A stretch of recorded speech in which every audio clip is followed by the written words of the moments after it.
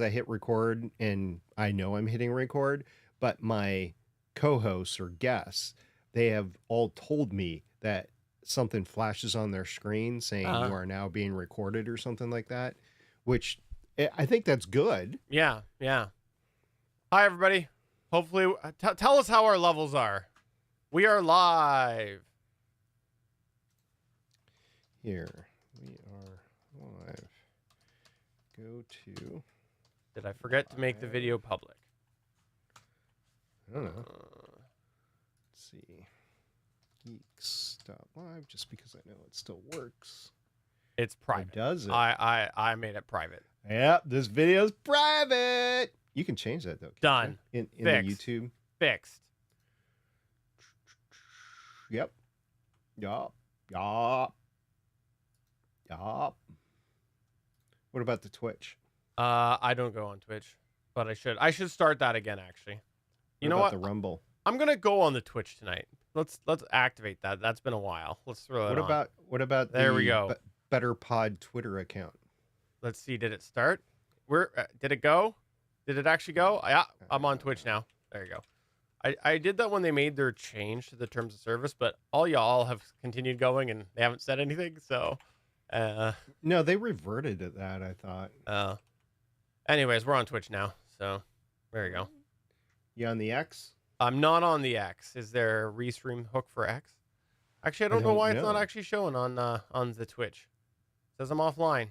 So whatever. Maybe I would have had to restart it. I'm not going to. It says it's streaming. View on Twitch. Let's see. There we go. All right, SP, can you talk for a second so that I can hear the echo back and see how bad I am? Yeah, let's see. Twitch.tv. Let's see. I have to log in. Go to SMS code. Damn it. Actually, if anything, I'm a little louder. So, okay, we'll roll with it. Because I usually get quieter when we go. Cool. Cool beans, yo. I couldn't hear you. You were too quiet. Steven is live, but I'm not getting... It's showing offline in the video.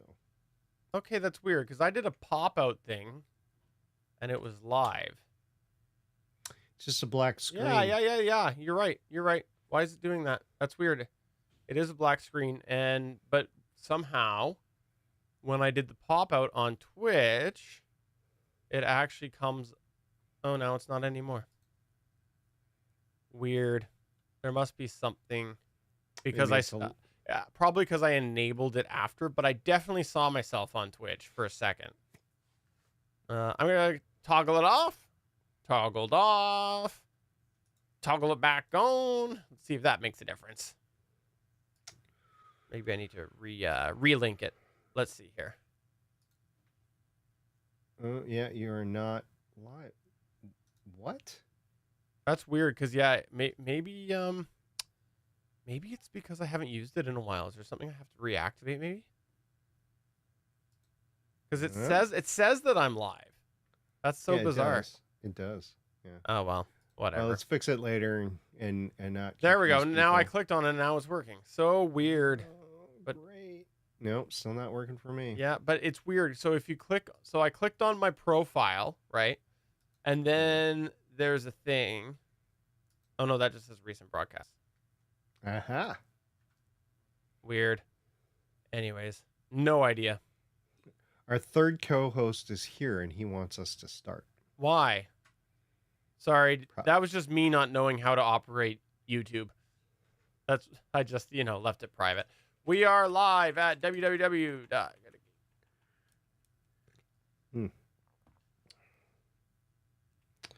On Thursday, there's a chance of intermittent rain near you between 2 a.m. and 8 p.m. Me? No, me. Oh. It's my notification from Alexa. Well, that's a shame. I don't know. You need rain to make things grow. But intermittent. Yeah. I mean, it was sunny today. I mowed the lawn.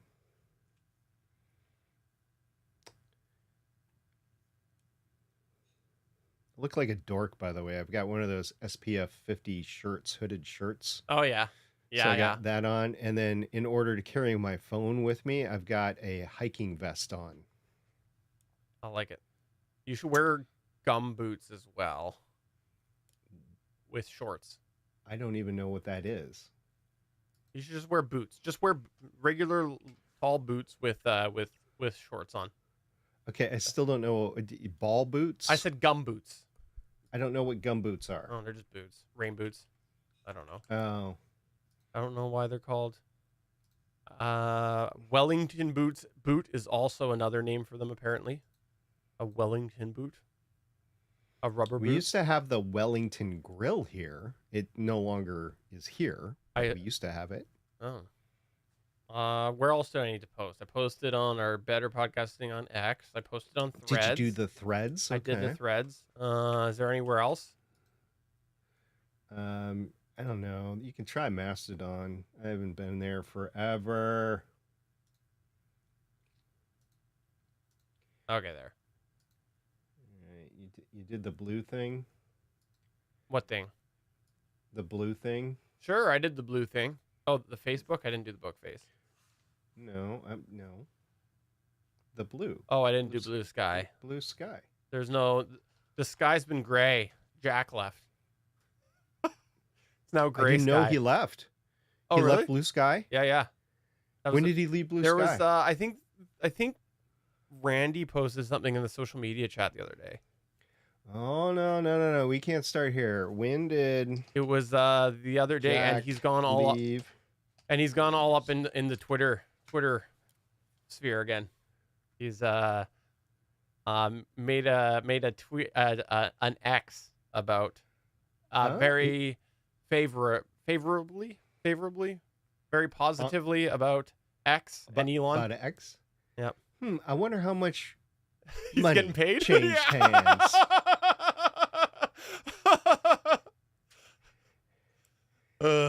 See, I think that I still think Jack Dorsey is the CEO, and okay, yeah. Well, all right, I'm gonna have to look this up later. Wow, what a great controversy, and we didn't cover it on Gonna Geek. No, it was the day we recorded. I actually made a slight comment on Gonna Geek, or before we recorded Geek, because Chris responded to it. You didn't. So I just assumed you didn't have anything to say about it. I have been underwater since I got back from Florida. I just assumed that you were... Never mind. I can't say that. I don't want to get you in trouble. No. All right, let's do this. All right, let's go. There we go. Thanks, Damien. Hi, Ernesto. Happy Wednesday to you as well. I'm Chris from Play Comics, a show where we look at video games based on comic properties and how well they stick to that comic book source material. A part of the Gonna Geek Network, just like the show you're checking out now. Shows on the network are individually owned, and the opinions expressed may not reflect others. Find other wonderfully geeky shows at GonnaGeekNetwork.com.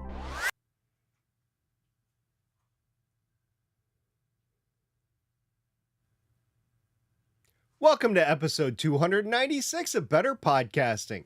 On this show, we continue our podcast media host discussion by reviewing Captivate.fm. But first, in this week's Better Podnerings, topics include Spotify overtaking Apple, Buzzsprout fan mail, and we talk about someone talking about us talking about them. And finally, in this week's Better Podback, we have somebody who took a big step for their podcast. Lauren, start our podcast now. This is Better Podcasting. We are hobby podcasters through and through, just like you. That's why we are different. We minimize the money talk so that you can focus on building a better podcast.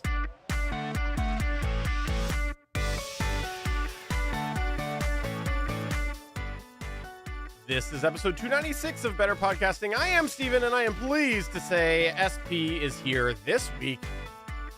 This week I'm here. Yay! This is fun.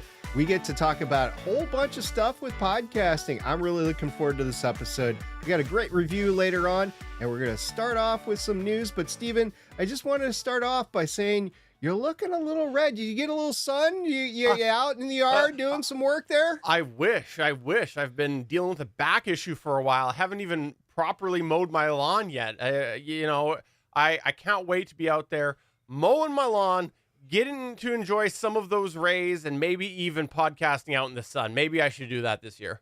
Maybe, you do have a couple of built-in chore doers in your house. So maybe you might want to think about, explaining a little bit of the power situation to your sons.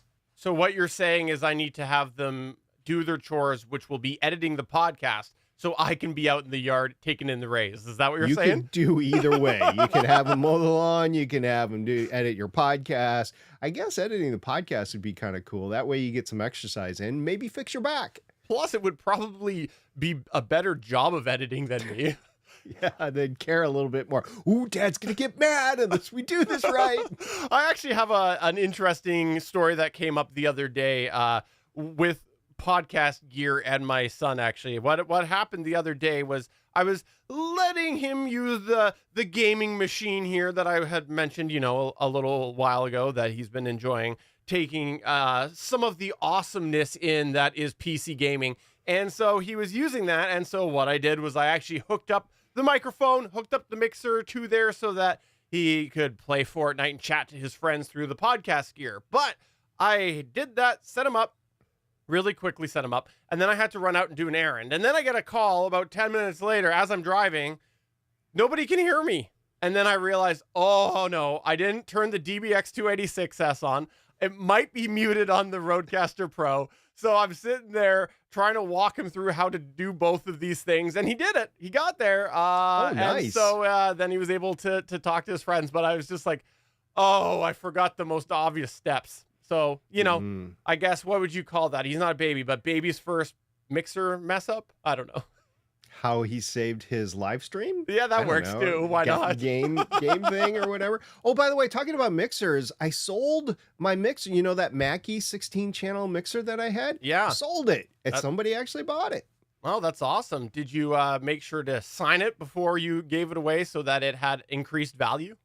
I did not sign it, but the man who bought it was a tattoo artist. Oh. And he owns a tattoo artist studio, and he's also in a band. So he said, I'm going to use it for a band. I said, oh, okay. Well, I used it for a podcast. He's like, oh, really? I'm going to also use it for a podcast. So I was like, okay, what's your podcast idea? And he said, my tattoo parlor is haunted. And I'm going to have the people that used to work for me, and they were longtime workers. They got a bunch of stories. They said they wanted to come on and tell their stories on a podcast. So he's actually going to use it to podcast. That's very cool. I want to A, listen to the podcast when that happens, and B, I don't have any tattoos, but now I feel like getting one. What would you get? Like a Mackie tattoo, a road tattoo? What kind of tattoo you gonna get? I'd get both of those, and then I would cross them out to show my very much disappointment in their products over the last year or two. I know a tattoo removal guy. Let's get to the better pod doings. Yes, let's go.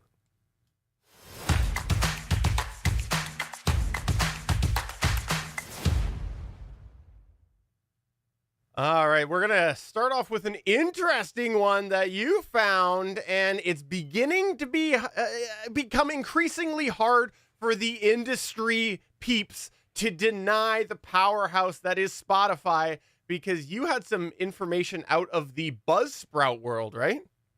Yeah, Buzzsprout publishes their monthly stats. I go to their website. It's buzzsprout.com/stats. I go to it every once in a while to see what the average stats are, the breakout is. They have countries, they have devices, they have episodes for 7 days. And this is all of the podcasts that are actually on their service. And according to their website, right now, as we're podcasting, there's 124,527 active podcasts on Buzzsprout. I don't know what the definition of an active podcast is. Is that podcasts that have produced an episode this year, the last week, the last month, the last 90 days? I don't know. But they're saying there's 124,000 active podcasts. And with that, for the month of April 2024, Spotify had 36.6% of the downloads. Apple Podcasts had 33.8% of the downloads. So Spotify had more downloads than Apple Podcasts. But there's a little bit of caveat with that because the Apple ecosystem also has Apple iTunes at 2.3%, and there are other downloads percentages that might be below what they show that also contribute to Apple as well. Like there's an Apple Music, for instance, at 0.1% way down on their list. So if you combine all that, it's a little bit more equal than as the top two numbers actually state. But the point here is that Apple Podcasts removed the automatic download for episodes for a show that you haven't listened to. That was a change that they made in iOS 17. And this is starting to be shown across the industry. And Apple maybe had quote unquote fake downloads that nobody was actually listening to. And this is a more accurate description of what's going on. And Spotify is more of a universal app that you can get through multiple devices, not just mobile devices, but you can get it through a desktop. You can probably get it through speaker devices like the A word. I'm not going to say it, but you know what I'm talking about. So I think Spotify is just more ubiquitous and people go there for their normal music. So they're going to go there for their podcasts as well. I think Apple's got some ground to cover here. They got some ground to make up.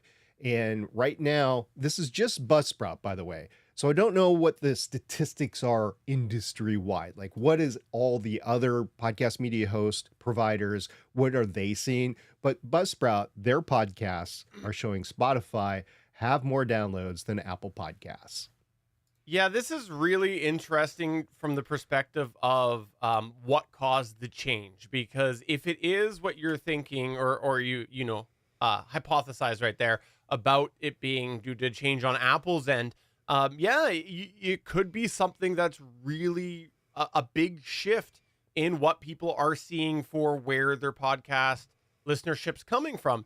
One of the things that I've always struggled to figure out is it seemed anecdotally like a lot of the people that I knew in the Apple universe, the iPhone universe, still use Spotify for their music listening. So, it always seemed like that would be a natural place they would go for their podcasts. And so if that has been a case where there's been something, inflating metrics, this could end up being that, okay, yeah, you know what? Spotify, a lot of people are using it. And maybe there's a carve out of people who are more likely to be using Apple Podcasts. Maybe they're, longtime podcast listeners because that's, what used to only be around. And then, maybe hypothetically more new listeners could be on Spotify. I'm not saying that's the case. I'm just saying, we could start to see maybe some differentiation in the trends of where people are listening. And that could also potentially be something you could use to market your podcast or know who you're talking to. So I think there's a lot of potential fallout from this if this is an indication that something has changed on the Apple side of things. And that is a big if. We still have to wait and see. There is some corroboration to what you just said, because if you look at the devices stats on their website, again, this is for April 2024, the Apple iPhone has 61.9% of the downloads. So if you're only going to get 33.8% to Apple Podcasts, obviously the people that are listening to podcasts on the Apple iPhone are listening through other apps as well. For instance, Spotify. And I can definitely see that. It doesn't matter what device you're on. It goes back to what I said. I think it's more ubiquitous. So if you're listening to a podcast on your phone, you can listen to it on your computer. You can listen to it on whatever device you have. Also, there's a couple other points that I want to make. First of all, Apple is still a major player, right? They're at least a third of Buzzsprout's market, and they're probably close to half of the market that's out there outside of Buzzsprout. Buzzsprout has typically been a little bit lower for Apple Podcasts and a little bit higher for Spotify than other stats that I've seen throughout the industry. So it's still a major player. You still have to consider the Apple ecosystem as you are creating your podcast. And then the other thing is, because Spotify is growing, is this going to lead to changes in the RSS namespace? Are we going to see more players? I mean, you've mentioned this years ago, is Apple Podcasts, why are they driving the train? And in the past, I was easily able to say, well, there's 60, 70% of the downloads. Not so much anymore. So there's other entities that come in like Spotify, and they have their own RSS tags and their own viewpoint on everything, including their closed ecosystem. So I don't know what this is going to be long term, but it could lead to other people wedging in, like Podcasting 2.0 or Spotify, for instance, namespace changes to the RSS, which is going to mean as you're producing your podcast, you're going to be having to choose some fields differently depending on where it's actually going to go. Well, I look forward to following this and seeing what other media hosts and other industry stats providers say in upcoming weeks or months, if there's any change that they see as well. Since we're talking about Buzzsprout and Buzzcast, I suppose. No, it wasn't Buzzcast. Since we were talking about Buzzsprout, there's a new feature that you came across on Buzzsprout that what you thought was worth a mention, and I was so excited to see this. A text your show link is now possible through Buzzsprout, right? Yeah, they've been fooling around with it on Buzzcast earlier on in the year. They actually went to some sort of third-party service. I forget the name of it right now. And they were paying a lot per month to enable a text number that you could text, and then that result would go to the show. Well, they've opened it up to everybody. I don't know if they've created their own service or they have a deal through the service that they were using. It's called Fan Mail. And if you host on Buzzsprout, and the reason I was looking into this, by the way, is we've reviewed Buzzsprout. And as I said, I am going to be looking at all of the media host providers that we've already reviewed for any changes. And if those changes are going to modify our review, our summary, our conclusion of that review. And so this one came up, and you can enable it, and it goes in your show notes. And as you're listening to a show, you can, or afterwards, you can click it, and then you can send a quick text message back and forth. Now, according to what I heard on Buzzcast, it's only the last 4 digits of your phone number are given to the actual podcast itself. And I don't think that it's a central number, so I don't think you're giving your number away to your audience. But it's totally anonymous. So there's good parts about that and bad parts about that. The good part is you're not giving away any personal information either way. The bad part about it is you can get spammed, or you could get somebody out there that you just don't know who they are. It could be somebody important. It could be a 5th grader in school. You just don't know. And not to say a 5th grader isn't important, but I mean, you're getting what I'm saying here. And you have to treat everybody very carefully. You can't, there's no reply to the text either. It's just one way. So if you reply, it has to be through your show, through your social media, through a blog post, that sort of thing. So it's kind of like a review on Apple Podcasts in that way. And that is a limitation of the system, but you're protecting your privacy. So, okay. And unfortunately, by the way, I did mention that I was paying attention to this for the review, and it doesn't change our review at all of Buzzsprout. It's still not on our short list, but it's a neat capability. And I wish more people, more podcast media host services would take this sort of capability up. I am curious why they chose the text message, since you have to access this through a link within the show description already. That tells you they're already at a platform where it is in some capacity likely capable of internet service. Now, I say likely because in theory, someone could have it on their podcatcher and then they don't actually have data on their phone or whatever. But I think that would be the rare situation. Pretty much anytime somebody's seeing a description within there where they're then able to generate a text message, likely they have data capabilities. I'm curious why they did that approach as opposed to something that was web-based, where it would also include like web users, so people who are viewing it on the web that aren't on a text-capable device. So I would like to look more into this. I'm really excited nonetheless to see it. And maybe it'll evolve with time. So I'm looking at the devices again on their stats, just as you talk about that. And I said 61.9% of the people are listening on an Apple phone, 22.2% are on an Android phone. So you combine those two together, you get over 80% of your audience that are already listening on a phone. That's where they're actually hearing it. So if you're going to make a capability to respond easily as you're listening on the phone, which 80% of their total audience is capability wide, I think text is not a bad idea. You also want to provide other means of providing feedback too, maybe through an email or social media or something like that. So, or a web page. So yeah, I agree there. But if you're going to take care of 80% of your users with one capability, this is a capability to do that. Well, I look forward to seeing what sort of limitations come with the characters who are sending a SMS. I'm sure there will be. They did say there was a block capability, so if you get a troll out there or something like that, or maybe spam, you can block the number. So I don't know. We'll see what, as more and more people enable this, as more and more people actually listen to the shows with this capability integrated into it. We'll see in a couple of months what the reviews are basically of the service.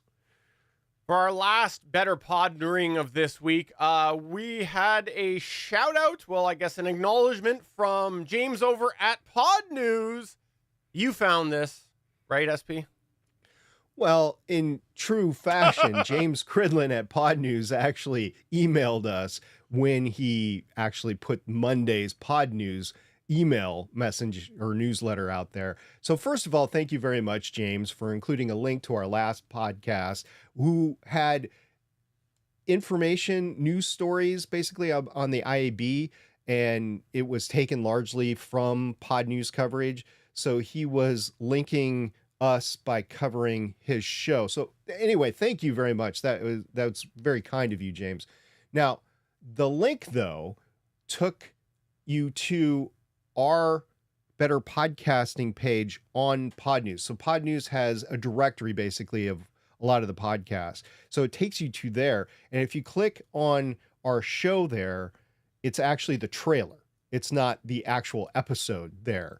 So there was not a direct link to us covering the show. So a lot of hits to our trailer, and looking at our stats from the last episode, there weren't actually a lot of hits to the episode, which was covering the news that he was saying to go to Better Podcasting to look at. So it's just kind of head scratcher there. I mean, so you have the capability of the newsletter. You want to keep people on your newsletter. I get that, but you might want to provide a link to our show through your newsletter, I guess, that is actually covering it rather than just the Better Podcasting show page.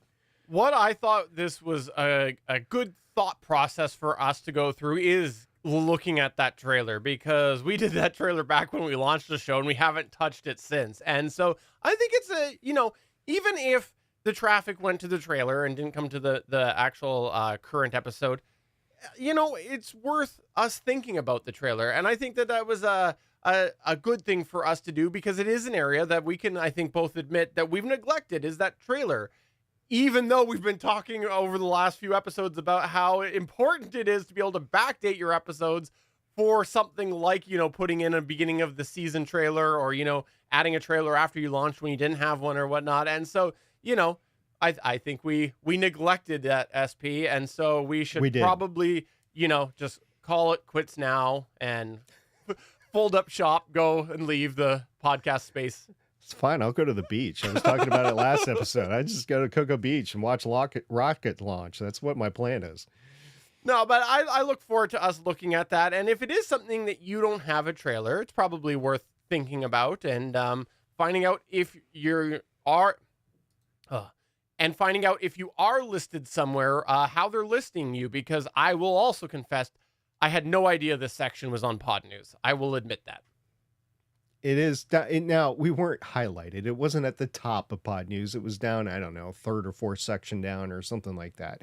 So, but our logo is there. You can clearly see it. Better Podcasting, and it's talking about the IAB coverage. So again, thank you, James, for putting Better Podcasting in the link to that in your show notes. Or in your newsletter. I really appreciate that. Yes, I agree. Thank you very much, James. And on that page, if you go there, it actually says where we're hosted with, which currently is Libsyn. And if you didn't know this, we're in the process of looking to move off of Libsyn, which takes us to our review this week.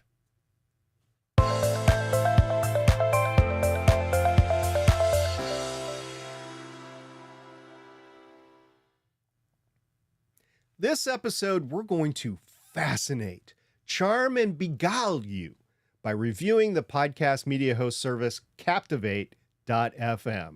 See what I did there? All right. According to online information about the company, Captivate was founded in 2018 by Mark Asquith and Kieran McHearfery. Shit. Ooh, that was an SP profanity. I like that. I was looking at... Okay, let me start over from the beginning, and I'm very sorry, Kieran. Okay. This episode, we're going to fascinate, charm, and beguile you by reviewing the podcast media host service Captivate.fm. Now, according to online information about the company, Captivate was founded in 2018 by Mark Asquith and Kieran McHearfery in London after a 5-year ramp-up with hosting podcasts, Captivate's precursor podcast website's endeavor, and some public speeches. So it was a build-up. Captivate was purchased by Global in December 2021 after undergoing a 2.0 refresh, and the company has continued to evolve since, including a large increase in download limits for all pricing tiers in 2022, responding to the market demands. To date, before our research for this episode, neither of us had any firsthand experience using Captivate.fm with hosting our podcasts. But in full disclosure, we have been offered an inside look by a listener of Better Podcasting. Sadly, though, neither of us have been able to take advantage of the opportunity. So again, thank you very much. You know who you are for offering it. But we have had at least one user on the Discord server talk about it.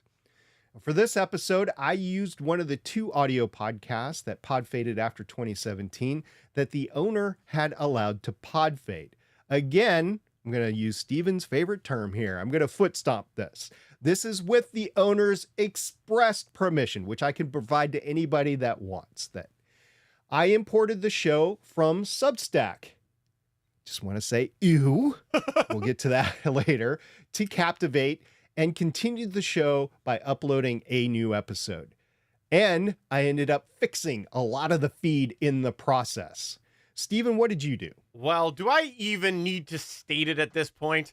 I went and I created a brand new account like I was creating a new podcast, and I found it was pretty simple to do. There is a 7-day trial. I had to enter my credit card information to get the 7-day trial, but there was something I found a little interesting with it that I don't know that I've come across yet in our reviews, is in order to activate my account, I had to enter a phone number to get a one-time SMS code to activate. And after, logging out, I later logged back in. It actually made me get an authentication code again. So it does seem like they take 2-factor authentication and security pretty seriously there. So I thought that was a nice thing to come across just in the sign-up process. And for this review, I chose the $19 a month personal plan. I was also given the customary 7-day trial, but I might intend on going a few weeks beyond the trial. So I chose to actually do the $19 a month plan versus anything else. I chose the $19 a month plan versus the annual $204 a year plan, which turns out to be $17 a month, because I didn't know if I would be keeping it beyond the time period for the review and the few weeks afterwards. So using all that as a basis, now we'll continue with our format of discussing the highlights, the neutral zone or the neutral points, and the shortcomings of the Transistor.fm. Oh my God. Can you tell we copy and paste sometimes? Oh my God. All right. So just go back using that for as this the basis. review. Let me just write down the edit point though first. Edit with SP. Okay, yeah, go with using that as basis. Do you want me just to do the for this review? Just Yeah, sure. I'll do that. Okay. For this review, I chose the $19 a month personal plan. I was also given the customary 7-day trial, but I might intend on going a few weeks beyond that, so I did want to choose a plan. And I chose the plan of $19 a month versus the annual $204 a year plan, which turns out to be $17 a month, because I didn't know how long I'd be keeping it. I just didn't want to pay $204. So $19 a month is fine, even if I go 2 or 3 months. Now, using that as a basis, now we're going to continue with our format of discussing the highlights, the neutral points, and shortcomings of the Captivate.fm podcast media hosting service from the lens of a hobby podcaster. All right, let's get into the highlights here, and we'll change it up a bit and start off our highlights with Captivate's import features. This is the thing that SP used, which apparently went really well. It went better than it did last week. Captivate has a clear, easy to understand 4-step import process. It shows the 4 steps the entire time. You have the current feed URL, you have a check show information, you can check the feed settings, and then you set up a new feed URL, which you can choose. It was a little frustrating for me, not for Captivate, but for me, not to be able to change some of the messed up Substack settings through the import as I was reviewing them, but there were clear instructions in the import provided to go into the podcast settings once the show was imported to change them.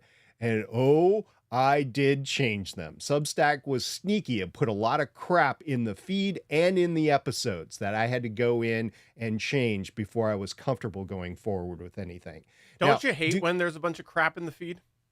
I do. I mean, literally, there was just a bunch of unnecessary stuff and Substack branding that didn't need to be there. But due to the ease, the layout of the 4 steps, and the eventual easy import, we're going to give this a 5 out of 5 for Captivate. And no, if I had to rate Substack, I would rate them even lower than we did when we did the review. Along similar lines, I did find the setup process to be fairly straightforward, and it was pretty easy to understand. The fields felt appropriately organized, and steps felt like they made sense. There is an additional mention that I had, which is that I think it warrants its own plus that when you create an account, there's a welcome video right there at the beginning welcoming you to the service. Now, there's not a lot of details in that video, but I did find that that was a nice, friendly welcoming after I created the account, and it's not something that I think we've seen to date, and if we did, I definitely missed it. But here, I thought that was a nice little welcome message. So you put it in the notes that, hey, SP, you need to look at this video, or wasn't it great to see this video? And honestly, I skipped over it. Oh. So I haven't told you this yet. I actually created another account because there was no way to go back and find it. I had to create another account to go back and start just so I could view the video. And I deleted that account, but I did go back and watch the video. It was with Mark, and he gave a good welcoming video. So kudos on you, Mark, for that. So as for the affordability, we're going to put this in our highlights with a slight caveat. It does feel like it's on the slightly high side of the feed for hobby podcasters at $19 a month. We've mentioned it before with a couple of the other podcast media host services. However, you do get a lot for what you pay for, which helps tip that scale to the positive side instead of just being in the neutral zone. You get features such as unlimited podcasts, unlimited episodes, and a bunch of other features we'll get into shortly.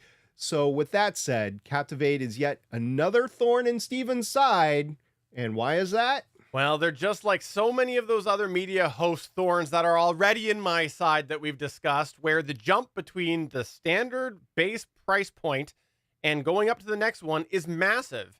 There's a steep curve there at the base one that we're talking about that we think most hobby podcasters would use. Just to recap, it's $19 US per month if you're on the monthly. It then jumps up to $49 for the next one there. Like, that is a huge jump if that is something that you need extra features in there. So I just think that's worth acknowledging there. But overall, yeah, the affordability is there given the feature set that you get.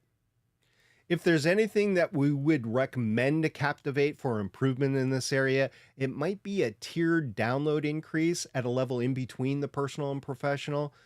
But with that said, all in all, we're going to give this a 4, not really due to the price, but due to the unlimited podcasts or RSS feeds and the massive amount of features included on the personal plan, many of which we've seen other media hosts require a higher tier to get. Now, the analytics all seem to be there. There's total numbers, total number per episode. You can adjust the date ranges to go back as far as you can, like in an accordion. There are locations of listeners by country. And as a little bug in my side here, would by city be too tough, especially in the most listened to countries like the United States, UK, Canada, Australia? But aside from that, at least you get the country information. That's going to be a moot issue soon enough because all of us will be through VPNs in no time. Yeah. There are a couple of places that they could improve, but they're fairly low level. First, Steven, you kind of missed some of the graphs right off the top, didn't you? Yeah, I have to say that on the analytics page, there's a lot of white space. I started to scroll down, saw some white space below some of the graphs. And then I was like, wait a minute, why is the scroll bar a little longer? And so then I went and I continued scrolling and then found it. So, part of that's me just not scrolling enough, but the white space seemed to be a little excessive on some pages. And then the second thing was, as I went through some of the analytics, I found that the pages and graphs sometimes take a little bit to load when you first click the page, and then it seems like it's cache. But overall, the analytics, what is offered, they are there, so they do get a pass from us for this review. As mentioned a little while ago, you do get unlimited RSS feeds per account. This is going to be a huge uplift to an individual long-term podcaster like myself or Steven, and especially for other hobby podcasters who might be trying to find what they really want to do. You know, the type of podcaster who has an idea, gets a podcast all but launched, but then moves on to another idea that they think is more pressing. Or maybe one that wants to try a few different ideas before landing on their long-term cast. But with that said, this unlimited podcast is caveated by another criteria that we're going to discuss later, but it is still unlimited RSS feeds. Not full moose size asterisk on that, but baby moose size asterisk. What is a baby moose called? Is it called like a calf or something like that? I have no idea. Moving on. You're Canadian. You should know this. Let's talk about the mobile interface, because the mobile interface did seem fine for us. In fact, in looking at the experience on the desktop, which we'll come back to, compared to the mobile web experience, it did feel like it worked better on the mobile experience. We think that this might be a bit of a trend that's emerging now that we've seen this happen on several media hosts. I think maybe a lot of these are just looking to either future-proof, or maybe it's that they don't want to code two different websites, so it makes sense that they incorporate the mobile into the experience as well. But we will come back to the whole dashboard experience in a little bit. But just speaking of mobile perspective, it is functional, even with the ability to add new episodes in there. So if you are someone trying to do this on mobile, you're set. And if you're somebody looking for Podcast 2.0, we're pleased to report that yet again, we have an overall winner, because in the Podcasting 2.0 support, there is the option to have it all enabled by toggles for RSS enhancements in the podcast settings over on Captivate. There's a bunch of tags that they list supported. Episode, season, GUID, locked, funding, license, medium, TXT, value, and that's the value for value tag for you out there, and location. Those are all Podcast 2.0 support settings. Now, overall, the support is okay with the ability to turn it on yourself. You don't have to go to Captivate and say, hey, I want to enable Podcasting 2.2. But is this the best way to add Podcasting 2.0 fields to your show by all these toggles? I'm legitimately asking this question to everyone, especially those that already host on Captivate. It seems like an excessive amount of toggling in the RSS enhancements menu selections, but maybe this is the best option because there is so much variability in the Podcast 2.0 namespace. Now, if you've been listening to Better Podcasting for a while, you know that I am just one bad joke away from being kicked off of this podcast. And when that happens, you know SP is going to have to go and invite somebody new to his podcast. Well, if he was using Captivate, he'd be all set because Captivate does provide unlimited team access to the podcast. So SP did send me an invite to check out his podcast, and that's included in the base plan. So circling back to that affordability thing that we mentioned before, this unlimited team access does add to that overall package that you're getting for $19 a month. That is something that if you are actually, jokes aside, in a situation like we are with Better Podcasting and you're collaborating, that could be a very helpful feature for you. Or even on Legends of S.H.I.E.L.D., if Chris over there, Waffles, wanted to help produce the show, I could give him access to it and he could do it over there as well. Now, moving on, if you're looking into monetization, if that's really where your focus is for your show, Captivate does have multiple offerings to do that. Captivate offers audio monetization and integration. It's called AMIE, and also Global's DAX capability. I looked into it. DAX is a powerful ad platform from Global, which is the parent company for Captivate now, that can help you monetize your podcast by connecting you with top advertisers and sponsors with access to a global network of brands. Now, in the actual website that you're creating your episode, there are global options for pre-roll and post-roll ads. The global means it will go on all your shows. In the specific episode, there is an option for mid-roll content. So mid-roll is specific to the episode. The pre-roll and post-roll appear to be universal and global to all of your episodes. Additionally, there's a paid membership option. And there's also, as we discussed before, that value for value podcasting 2.0 available as well. Also, Captivate offers season selections for your show, and after a few weeks of us reporting elsewise on other services, we can report that Captivate does allow you to revert a post to draft. We both gave that a shot and it worked. And Captivate does allow you to backdate. Good, I'm not the only one today. Say podcasting 2.0 a couple times.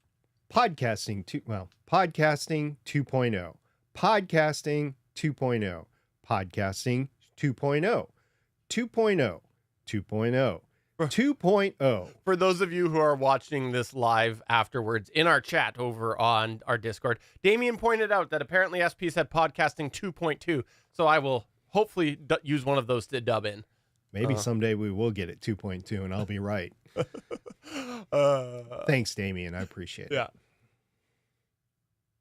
And after a few weeks of reporting elsewise on other services, we can report that Captivate does allow you to revert a post back to draft. We both gave that a shot and it worked. And Captivate does allow you to backdate a post with some of the best date selection that SP has seen. He just was fascinated with this date selector. In fact, I think he's going to do a whole podcast dedicated to the date selector dropdown over on Captivate. I'm going to have to figure out how to do OBS to get it in there. Yeah, it was great. I was able to select, because a lot of the times you have to scroll month by month by month by month by month. And if you're going way back to 2015 or 2016, it is a pain. But this allowed me just to select the year and then the month, and then I was able to select the date. So Captivate, you earn my hard-earned thumbs up for that. But we both tried it and we both got it to work. Yeah. So that's cool. And thank you very much for having that capability. I appreciate it. So moving on to the neutral zone, in an unusual turn of events, you might have noticed we haven't mentioned the 301 redirect yet because we're shoving that into the neutral zone for this one. Does it have 301 redirect? Yes. So there it gets a pass on that. However, there is a huge caveat with the 301 redirect on here and how you find it. It's not intuitive to find, and the solution that we found did not actually come from Captivate's website or help documentation. It came from somewhere else. I couldn't believe this. I was trying to find it. You found it before I did, and I couldn't believe how you found that, SP. There was no help article for this on Captivate. There used to be a link, but it goes to a 404. It's not there anymore. I don't know what happened to it. I actually searched on Google and several options came available. But first, before we get there, here's how you do it. You go to the podcast settings. At the bottom of the podcast settings, in small clickable text, is a link to, quote, cancel show, unquote. Now, on one hand, it's good that it's hidden and it protects against inadvertent redirecting or canceling your show. But on the other hand, why was there no help article to assist me in finding it? I'm dense and I need well-written articles and especially pictures. Give me pictures. I like the pictures. I ended up going to RSS.com and their help article to find out how to do this. And that is not the right answer, Captivate. You need to have it available on your website. Now, once I did click the cancel show page, there is an option to, quote, moving, set up a redirect, unquote, and, quote, deleting, unquote. If you choose moving, there's a bunch of fields and checkmark boxes that pop up. There is an RSS redirect text box. There's a destination host drop-down menu. There's a feedback text box. And there's a couple of check marks that are, quote, I understand that this will place a permanent 301 redirect on my Captivate feed. After this, my new host will be responsible for my podcast hosting and analytics, unquote. And then there's another one that says, quote, I have removed any AMIE content that was on my show, unquote. So you have to remove any of the pre-roll or post-roll stuff. So there's almost no chance to do this by accident. There's just simply too many things to go through in order to actually enable a permanent 301 redirect. So why was there no help or easy to find link to redirect the RSS feed? Can you tell I'm a little frustrated about this? Like I said, I couldn't find it either. I was mind blown that you used a third-party services transfer to them page to figure this out. It's mind blowing. And so maybe they can improve that a little bit. Nevertheless, the redirect was there with instructions and options.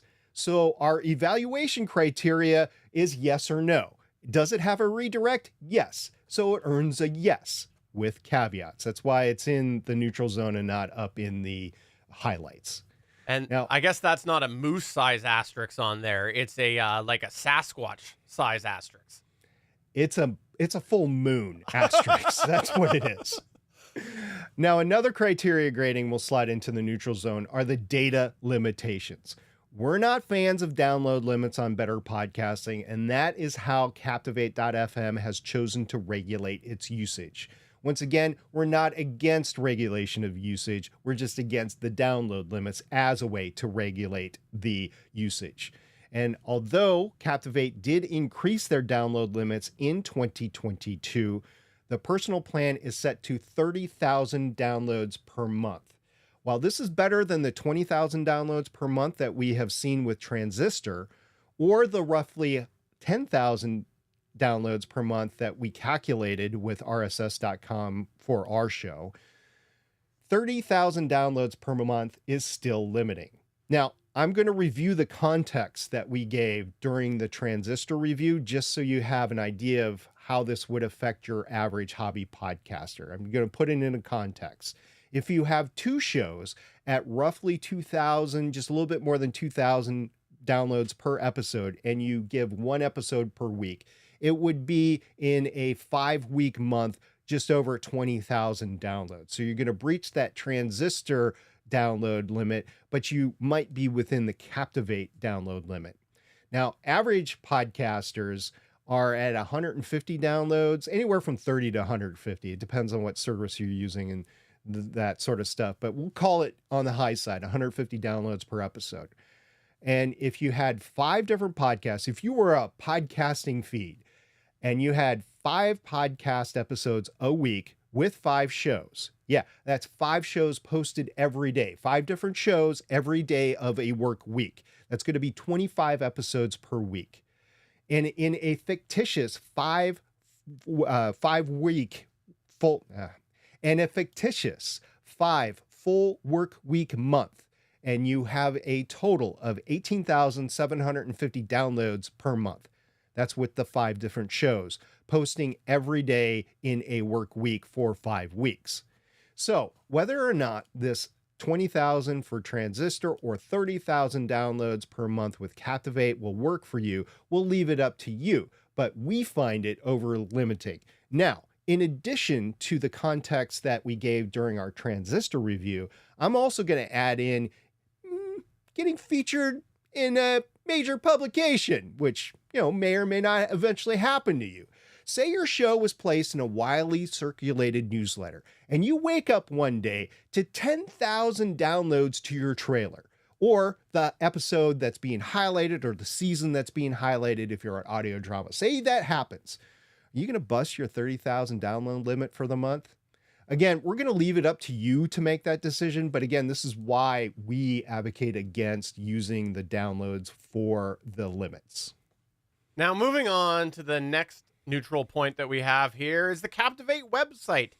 There is an aspect of the Captivate website, so this is the website that you can turn on for your show, that we did enjoy, and that includes turning it on simply with a toggle. That's all there is. Push a toggle and you're off to the races. You've got some customizable colors, though, if you want to modify it a bit. You can choose the episode order, and you do have an option on there for a redirect. Wait, I thought you just mentioned 301 redirect. We did. We're not talking about that. You can actually go in, if you turn on the Captivate website, and later you decide to host elsewhere, like maybe make a whole neutral site on WordPress or something, you can actually go in and set a redirect for the website itself on Captivate.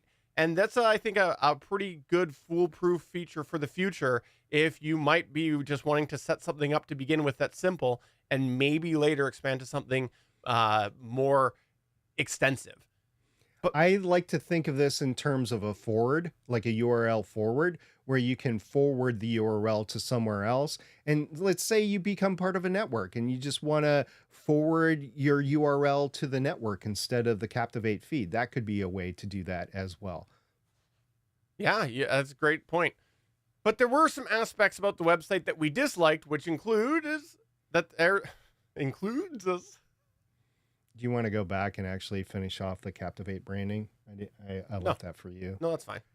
I don't think we need to. All right. I think it's not that important.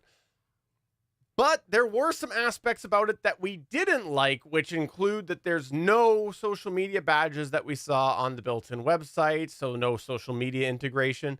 To download an episode, that's not possible on the website. You have to go through the RSS feed. And the integrations to the distribution sites built into the website don't seem to be listed there. So, if you're set up anywhere, there's no way to tell on the website that you're distributed to these different areas. And overall, the site looks just okay. Now, it's not the worst looking one that we've seen by far, but it's also by far not the best either. If we were to take all of our just okays in the whole review so far of the websites, it probably would be to the bottom end of the just okay pile. But to be clear, it's definitely not bad. There's just a lot of room for improvement, in our opinion, as far as how the website looks. Now, remember where we talked about the mobile interface being a plus? Well, we left it at just mobile because from a desktop experience, the Captivate's dashboard graphical user.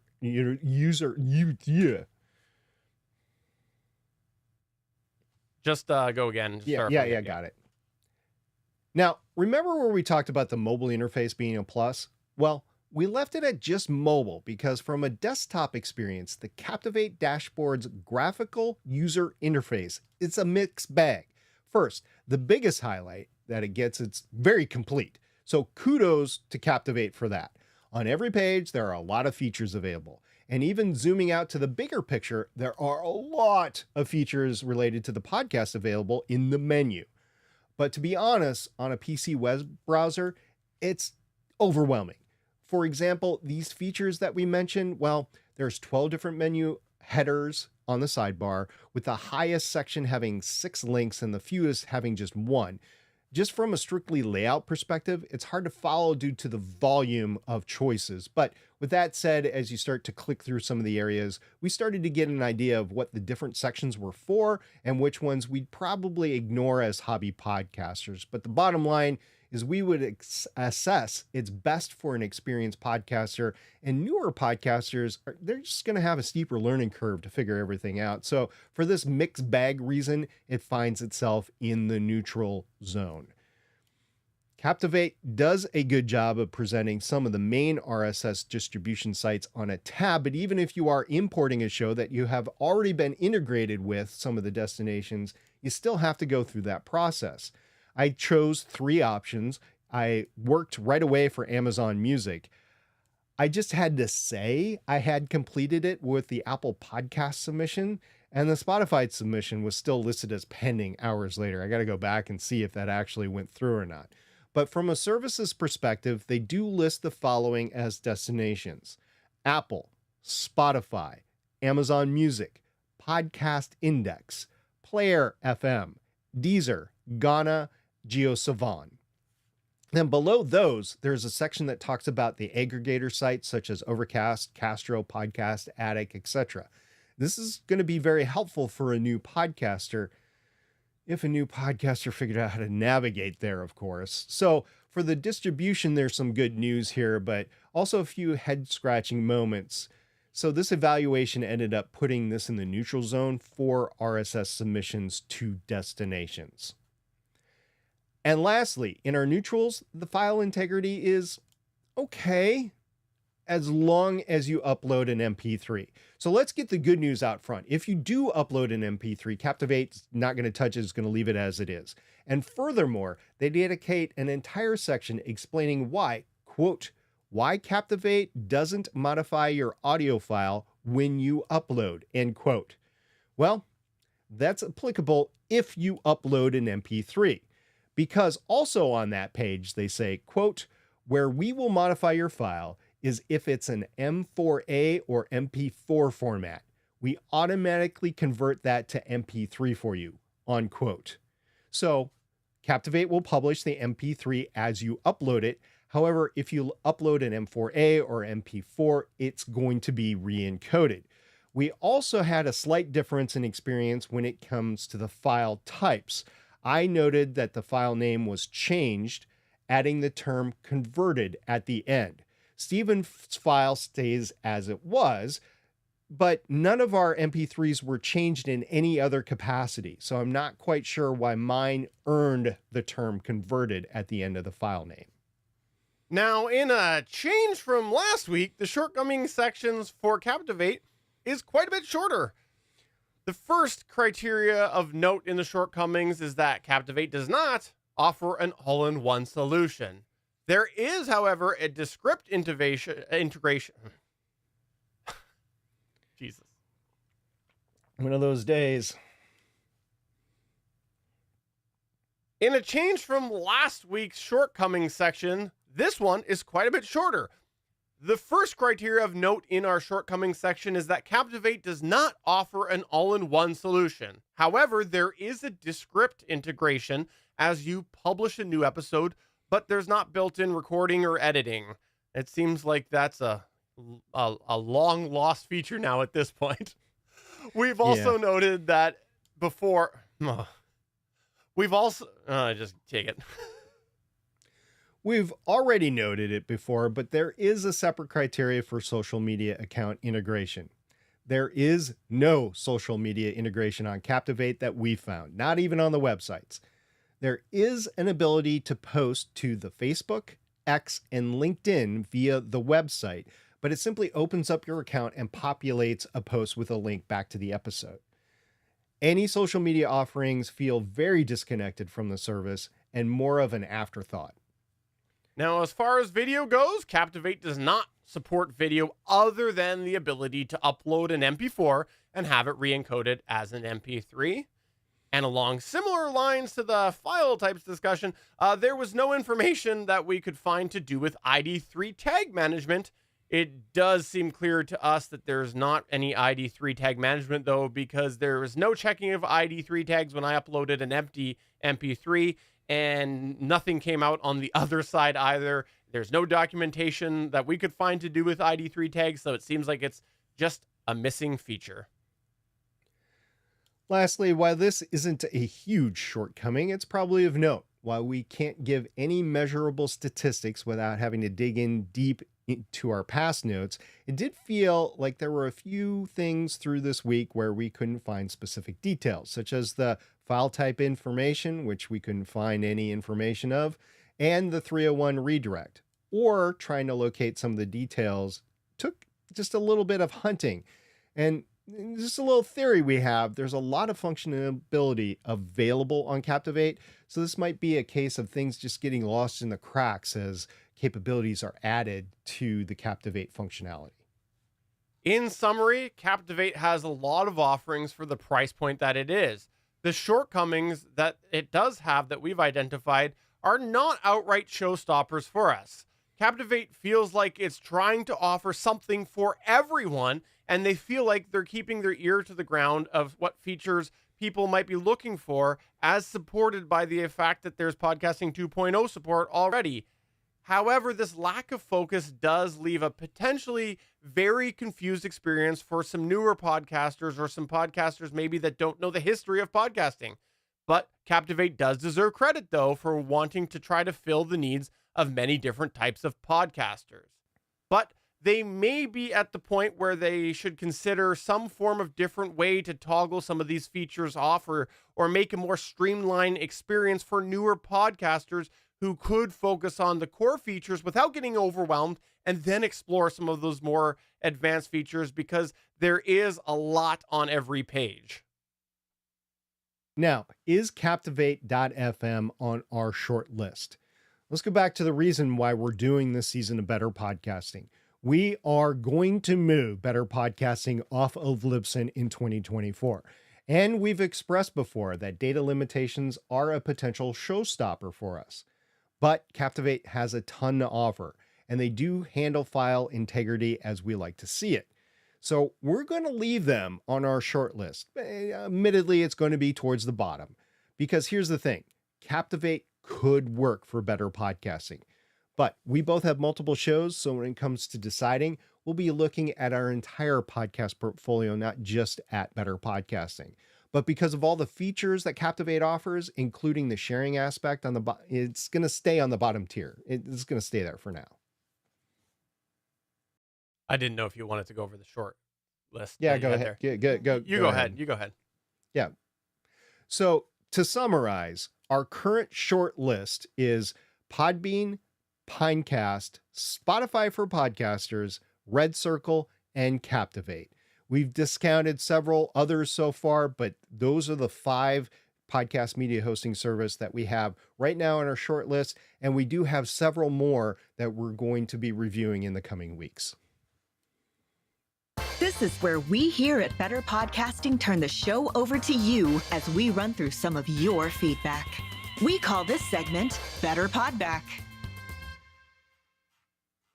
Last week, we talked about a change with the IAB guidelines. I think it was version 2.2. And in there, they made the decision that they were going to specifically put out that people who weren't officially certified in the guidelines couldn't say that they were IAB compliant. So basically, they said that if you're not going to follow our guidelines, you're not allowed to follow our guidelines, is basically what they said. And so I don't know if this does make any sense, but they put a rule in there trying to discourage the whole idea of people calling themselves IAB compliant.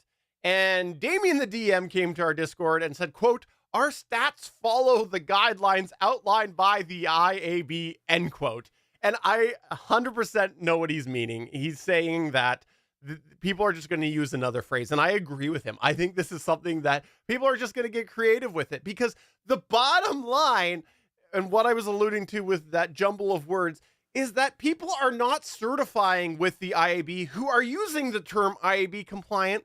So are they really going to care about this disclaimer? Yes, it means that they are falsely stating something, because they can't say they're IAB 2. They follow they blanketly follow the guidelines of the 2.2, because the guidelines of 2.2 says you can't say that you're compliant, but they'll find some way around it, and they're just not going to care. That's my take on it. But I think this might be a way that they can really try to crack down and Probably. My other theory is this was a way to appease the people who have paid the money. They probably came to the IAB and said, hey, we don't want people claiming this, and so this is their way to try to appease them. As for hobby podcasters, I've said it before, you shouldn't really get wrapped up in the whole IAB. You're just not going to have enough downloads to really justify needing to have IAB certified or compliant stats. And you should just concentrate on making your content better and interacting with your community, because that's really where you're going to be at as a hobby podcaster. Now, if you're an independent podcaster that's dependent on funds from advertisements to fund your show and to fund your lifestyle, and heck, that's why you're doing it, right? Then yeah, I could see why you want to pay attention to it, but we're not focused on that. We're focused on the hobby podcaster. So if you're listening to Better Podcasting, you're a hobby podcaster, don't worry too much about the IAB compliance or certification. Just know that's a thing going on in the industry. And if you want to compare apples to apples, you'll have to find two podcast media host service or stats services that are both compliant or certified actually to the same version and are following the same actual guidelines. And that's few and far between. So just don't worry about it. Just, take your own show and compare episode to episode over time. That's the way to do it. And if you do care about the IAB guidelines, just, take a good look over your media host and make sure they don't offer a second tier of stats, and make sure you're looking at the right ones. Moving on, we had Boba Fett Ship, aka DC Dave. He's the one that took the step that we referred to in the intro. He said, quote, did it, actually registered my podcast name as a domain name, end quote. So I think that that's always a exciting time when people do register the domain name for their podcast. When you register the domain name, make sure you're registering something that is going to be easy for you to verbally say, and then people can understand what it is and type it in. Because, let's say you've got numbers in your podcast and name, and you put that into the domain. Are people going to think you use the numbers, or do you actually spell it out? So just keep that in mind when you're doing your domain. Think about what people are going to hear and what they're going to type. I have a question. So he said he registered my podcast name as his domain name. So I'm wondering, did he choose mypodcastname.com, mypodcastname.net? Did he choose mypodcastname.ca, which would be kind of funny because I think pretty sure he lives in the United States. So I'm just wondering, which version of the My Podcast name did you go with? And how did you get my podcast name without paying thousands of dollars? Fun fact. Only Canadian entities or people are allowed to register .ca, and they will occasionally check that. You don't know. His wife could be Canadian. Very valid. Very valid. I stand corrected. Well, sit corrected. Let's talk about Reaper, because we had in our Discord Waffle say, for reasons that I can't even remember right now, I decided to give Reaper an actual real try with the episode I'm currently editing. And I'm super upset. That's the word I will use. That it's going so much more smoothly, and that I didn't try this earlier. And he went on to say, when Yakko asked him what he used before, he said that he used to use Traction waveform. So, a lot of people do use Reaper. I have a suspicion that I know why he went back to Reaper. Let's talk offline, Waffles, because I suspect you heard about it on a certain video stream when they were having some form of technical issues a couple of weeks ago. That's my theory. Oh, okay. Well, okay. I could see that. Reaper is definitely a more full function DAW that I would recommend. I have recommended it before. I've never actually used it, but I've talked to a lot of people that have used it. So yeah, I think that's a good choice. I use Vegas, you use DaVinci Resolve. So these are all recommendations that we can give. And Reaper is technically not free. So at least last I knew, they are not technically free. They do offer a very, very, very, very, very, very, very extended trial. However, you are supposed to pay for it, they say. Okay. So moving on to the final feedback that we have, it's about backdating. And Damien the DM said, glad y'all are covering backdating as somebody who has remastered early episodes of his show. Yeah, I would just want to go in and replace the file on the existing post, but you can put that post back to draft. You can create a new one so you can actually see the difference in stats between the two of them, the long-term lifetime stats on the two. So you can see how many people are hitting the new remastered episode of your show versus the other one. Backdating is very important though, especially for a lot of the reasons that we've labeled before. And unfortunately we're running into, I had no idea we'd run into this problem, but with 2 podcast media hosts so far, we have run into this issue. Yeah, I did not anticipate seeing as many as we've seen. It surprised me. And we're not done yet, so we'll see if we run into it more or not. I do like your theory on the whole thing with the monetization, especially with Substack.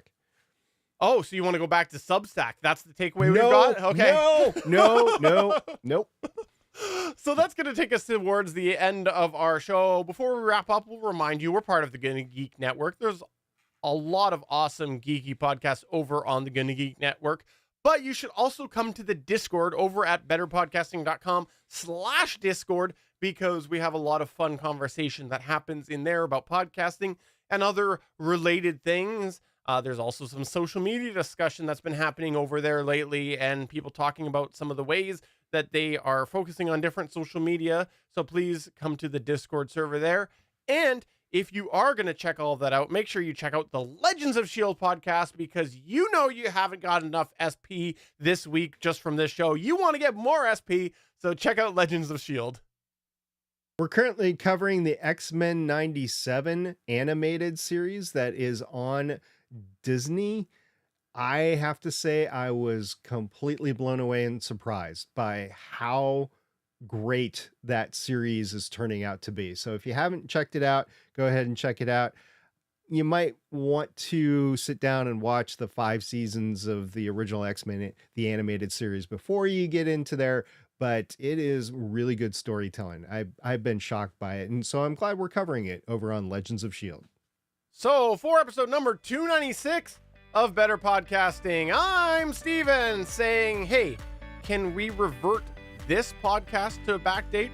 Then we can claim that we've been podcasting longer. Maybe we can revert back to the start and actually doing it right this time. Bye. See you everybody next time. Bye. Thanks for checking out another episode of Better Podcasting. You can find the full back catalog of Better Podcasting at betterpodcasting.com. If you're into geeky podcasts, please check out the other podcasts on the Gonna Geek Network at gonnageeknetwork.com. This show was produced and edited by Stephen Jondrew. Voice work was done by L.W. Salinas. Thanks again for listening or watching, and we hope to see you again next week. Thanks everybody for coming on by. We had a fun time tonight, even with all the mistakes. That was good show. I had fun. My apologies to future Steven. It was mostly me. I had my fair share, including a swear word. I also remembered to make sure Backblaze was finished before we started today. I would have said something when you connected, but you were coming in 5x5, so I was like, yeah, he probably... That's entirely what it was. You know that's exactly all of the problems on Monday. That's kind of funny, though, that it caused the computer to shut down. Yeah, I suppose that might have been the browser. That could have been. But it could. I know the CPU was getting high until I shut it down. So I'm thinking it was still related, but I did not. I did not use Arc browser. So thanks everybody. Hey, for those of you that are there right now, you can see my super extension.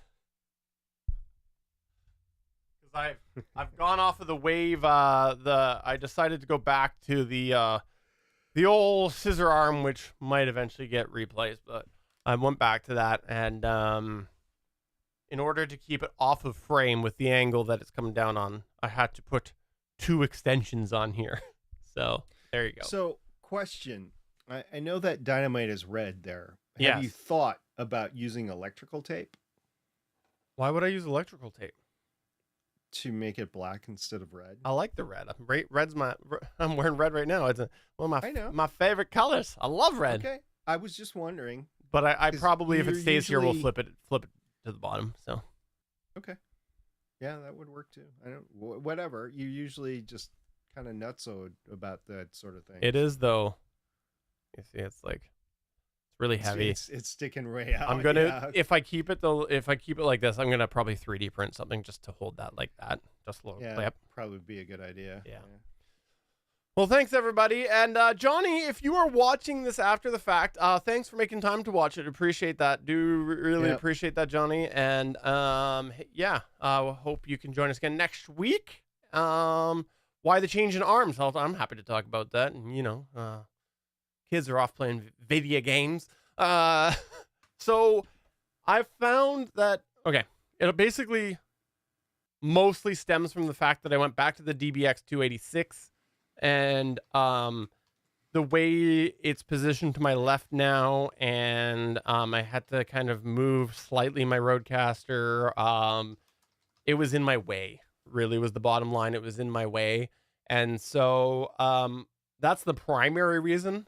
I'm also, however, going to be getting, and most likely I've been dealing with some back issues for a bit here, and it's kind of the awakening that, hey, I'm working at home long term, a few days a week, probably going to get a sit stand desk for here, and the arm was mounted to a part that wouldn't be moving.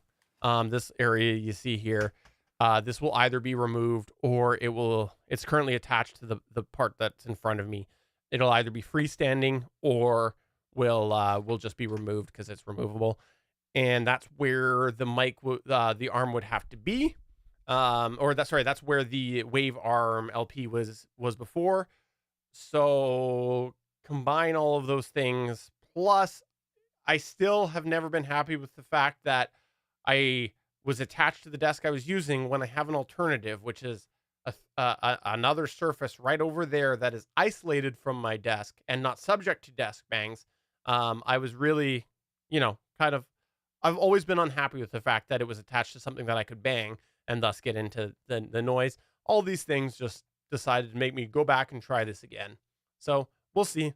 If I'm happy with it enough, I may give the PSA 1 Plus a shot, because this area here I think is a lot better on the PSA 1 Plus, which would actually be very helpful for me. So we'll see. We will see. I'm not spending money for me to 3 weeks later go no back to the Wave Arm LP. So I'll run the Heil for a while and see, even though it's, I don't know if you could hear it, but you can't, but it's squeaking. No, the other thing is you don't want to accumulate too many of these because it's very difficult to store them. Yeah, I've got a bunch of cheapo ones that I used to use. I think they're when I used to have each camera on one. You had at least 3 on your desk at one point. Yeah, I know I had cameras on them at one point, but yeah, I've got a bunch around. I actually just shoved one under my bench one day too, because I was just like, I don't want to see this anymore. Did you get one of those like multi-arm media things over the holidays? I can't remember if you did or didn't. No, I don't think I did. Okay. No. Thanks everybody. Damien's typing. We'll wait. We shall wait. By the way, thanks for taking those couple of points when I was off camera. I was deleting spam. I don't know if you saw that, but there was spam coming in. So no, it didn't come into the Discord. It did. I deleted it quickly, but okay. Yeah. Good enough. Yeah. No, I didn't. Well, yes, I did see some spam. But yes, I left you high and dry for a few points. So I figured you were doing something. I thought it would have been your boys, but I was just like, okay, I'll just roll until he gets back on camera. I figured that's what you wanted. Yeah, no, I was not logged into Restream. I was, or the Restream chat. I was not logged into Twitch where it came from, so I had to log into those and get the codes and all that. Damien, now you purged the cheap ones, hey? Yeah, I got some purging to do here too. So, it's a condenser. I've been seeing some comparisons between the Shure SM7B and the Earthworks Ethos, but it's a condenser. It's a condenser. It's not a dynamic. Hey, speaking of Shure, I came across there's a Shure boom arm and there's a Mackie boom arm, and both of them have a lot of very mixed reviews. And I think the Shure one is like significantly negative. I think that's the one that there's a lot of people who, because I think the Shure one's actually a cross. I think it's like Shure Gator or something. But it, let me find it. I think that was the one there. SM7B and boom arm. Yeah, Shure. Here we go. Shure SH Broadcast 1. Good luck trying to fasten to any table. I can see that. Can't tell if it's broken or just poorly made. All right. Well, they tried. Do not get this with a softwood desk. Base elbow broke within 2 hours. Too stiff, limited, overpriced garbage. Ooh. There's a lot. Let's see. Mackie. And then there was a Mackie one that I think was also mixed. The DB200 or the DB100? Let me look. There's an EM86D too, so there's actually 3. No. You're probably talking about the 200 though, and this thing looks exactly like the Shure. Yes. No. No, thank you. Yes, this one, that's right. This one had less reviews on Amazon, but one of them said, "Don't buy this product, just don't buy it." So, I mean, it looks exactly like the Shure. No thanks. And the 100 is it doesn't have any internal cabling. It's like a. I never put 2 and 2 together. You're right. It's just like the base is slightly different. Hey. No, it's the same base. You're right. Yeah. Yeah. Oh, that's interesting. I was actually, I was at an appointment on the weekend, and while I was waiting, I was looking up some of these, and I was on my phone, so I was going between tabs. I never realized that. Yeah, you're totally right. So, someone. They went to the same Chinese production thing. The same people that probably made the Knox and the Samsung microphones. You know what though? The dials are actually a little different. But right. I bet that's where they got to customize it. Like if you look at the Shure one, they're wider like bumps, and then the Mackie is like little bumps but more of them. But yeah, I'll bet they're the same base. You're probably right on that. That would be really interesting. The base does look slightly different too, but Damien, by purged, you mean like you just threw them away, or did you recycle them? Did you give them away? If you're still there, what did you do with them when you say purged? That's really interesting. I never noticed that. That's funny. Yeah, the next thing I think I'm going to sell is the 4. I forget what it's called. The 4U gear, the gear holder, the audio rack. That's it. The 4U audio rack. That's the and it's nice cherry wood. So that one, was that custom for you? Yeah, I got it from audioracks.com, I think. Right, that's the one. Yeah, I was thinking of your custom riser. That's what I was thinking for your computer. At one point, you had that made. That's what I was thinking of, the custom thing. Yeah, that's downstairs right now on that same computer, which I haven't turned on in a month or 2. I'm telling you, these week-long business trips are really beating me up. All right, well, we should let you go then. Bye.